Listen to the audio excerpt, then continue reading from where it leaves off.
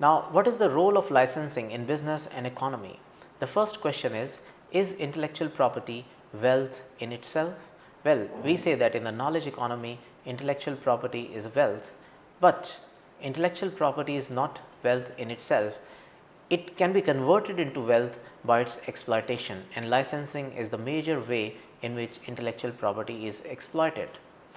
Is it really, the second question is it really possible for the creator to utilize his property himself?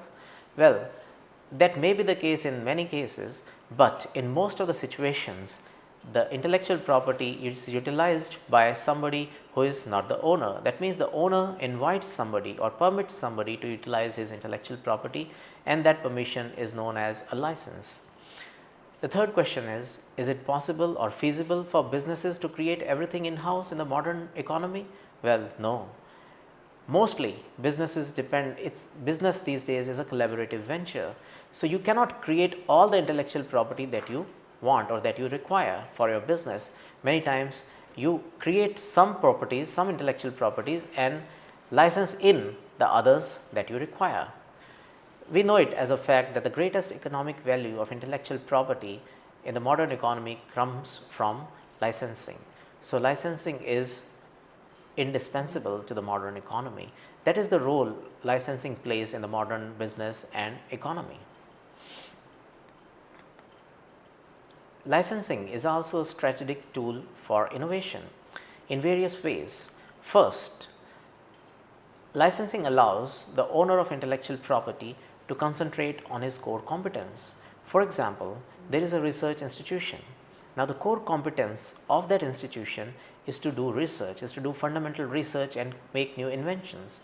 That research institution may not be and is not usually competent to take the invention to the industry and thereby thereafter to the market. For that, we have industrial houses and marketers.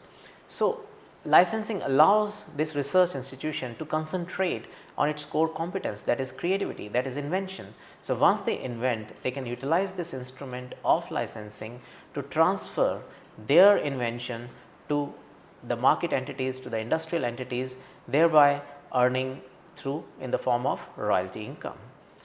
Now, licensing further allows you to access new markets throughout the world. For example, there is a owner of intellectual property. He has his markets in India, but then he wants to expand to Europe. Now, he has no presence in Europe. He has never done business in Europe. It may not be possible for him to directly take his property to Europe for marketing. Therefore, he can use the instrument of licensing and license an entity, a business entity or a marketing entity in Europe to take and sell his property, intellectual property in Europe. Thereby, licensing allows you to grow, allows you to access new markets. Licensing also allows you to test new markets. For example, the same businessman wants to expand in Africa, but he does not know about the business climate, the business environment of Africa. So, before he ventures himself out in Africa, he can test the market through a licensee. He can first license his property to somebody, a business entity in Africa, and if that venture is successful, then he can think of going to Africa himself and doing business himself. Well, licensing is an instrument of turning an infringer into an ally. Normally, infringers are seen as opponents or as seen as enemies of any intellectual property holder, but that is a very impragmatic view and very primitive view. Who is an infringer? Normally, an infringer, if I am the owner of an intellectual property, an infringer is a person who needs my property in the first place, two, who knows how to exploit it. So, if I can shake hand with the infringer or compel him to shake hands with me and try to sell him a license, then he can do whatever he was doing before. He can do it just by paying me my share of his earnings, that is my royalty. Thereby, licensing allows the conversion of an infringer into a friend. Licensing allows the utilization of intellectual property that the owner does not use himself. In the course of its business, a business entity might create a lot of intellectual property, might generate a lot of intellectual property like copyright, like trademarks, like patents, like inventions, etc. So, all those properties are not needed, may not be needed by that business for all the times. So, what to do with the intellectual property that is still current, that is still called an intellectual property, which has not passed in public domain, but it is not utilizable by the owner himself. So, he can invite others and grant them licenses over the redundant intellectual property, which is of no use to him, but which can be of use to many other persons. Then licensing also allows you through spin-offs to take the technology or invention which was made for a particular cause to be utilized for a totally different cause. For example, our past president Dr. APJ Abdul Kalam invented carbon material, which was invented for space vehicle program because they wanted to make the weight of certain components very less. So, this carbon material really reduced the weight of the components, space parts or space components significantly. So, the same technology was used for making artificial limbs of persons who had no limbs. For example, a person has no legs. So, we were in search of such a material which was less in weight and at the same time very sturdy. So, this material which was invented for space technology was ultimately utilized also for making artificial limbs. So, all this through the instrument of licensing. Licensing is a strategic business tool, is sort of a partnership, is sort of a joint venture.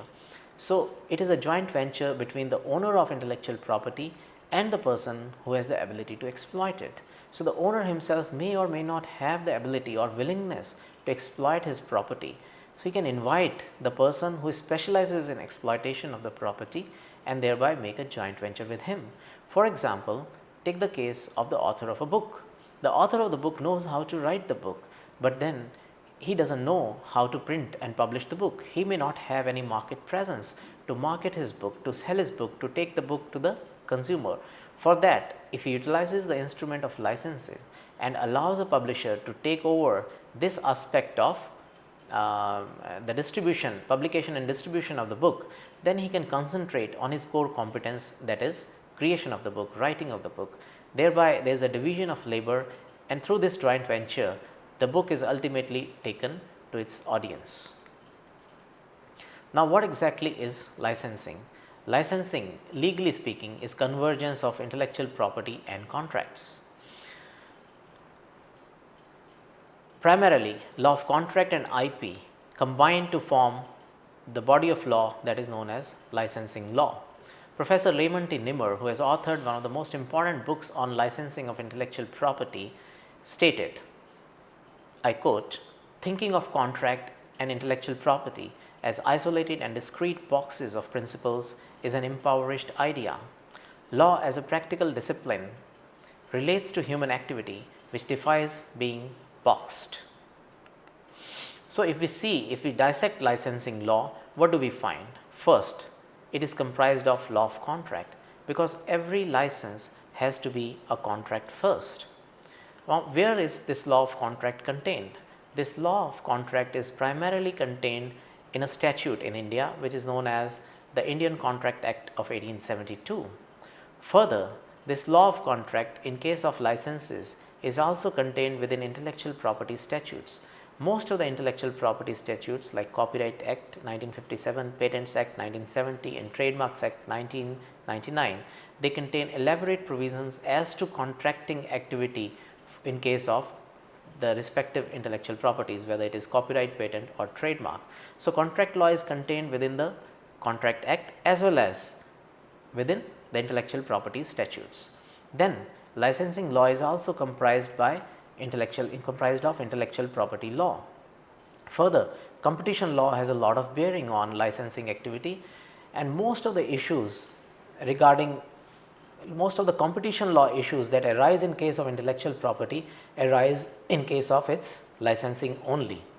Then consumer protection law is also called within licensing law fold, because many times the consumers are licenses. For example, we consume computer software by becoming licensees, and the provider of the computer software is the licensor. So, the provider of computer software, say Microsoft Windows, is not the seller of computer software, he is only a licensor, and when we buy Windows, we become licensees of the Microsoft Corporation.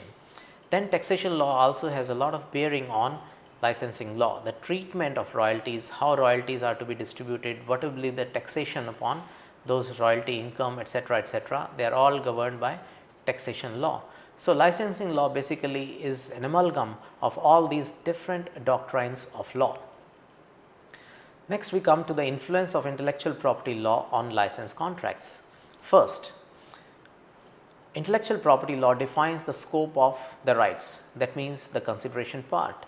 When A and B agree, whereby A and B agree to form a contract, whereby A agrees to grant his intellectual property to B and B agrees to pay in return for that grant, what has happened? A transfer of intellectual property. So, the scope of that intellectual property, the scope of that transfer is to be measured in accordance with the law of intellectual property, because it is the law of intellectual property which defines the exact scope of the property and thereby defining the exact scope of law, exact scope of grant. Intellectual property law may provide for requirements over and above the requirements of general contracts. Many times the general contract law may not provide some requirements, for example, writing or signatures, whereas intellectual property law may go above the general law of contracts and provide for such requirements.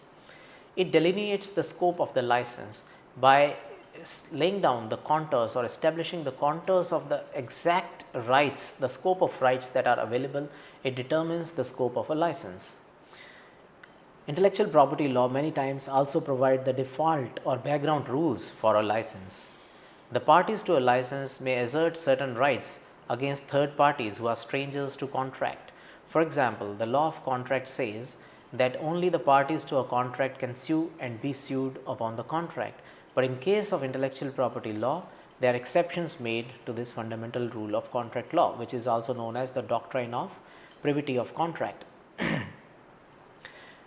Intellectual property law may also provide for compulsory licenses. Normally, contracts are free. We have the theory of freedom of contract. If the party owns something, he is free to contract it out. But in certain cases of regarding intellectual property, the law has provisions for the grant of compulsory license.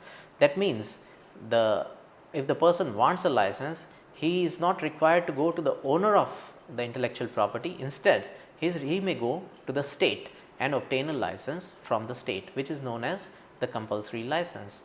Apart from compulsory license, there is also a provision for statutory licenses in various statutes like Copyright Statute, Copyright Act of India 1957. So, it contains provisions for statutory license. Now, what is a statutory license? Statutory license is a genre of compulsory license where the statute itself has granted a license to everybody, whosoever is willing to comply with the conditions laid down in the statute itself.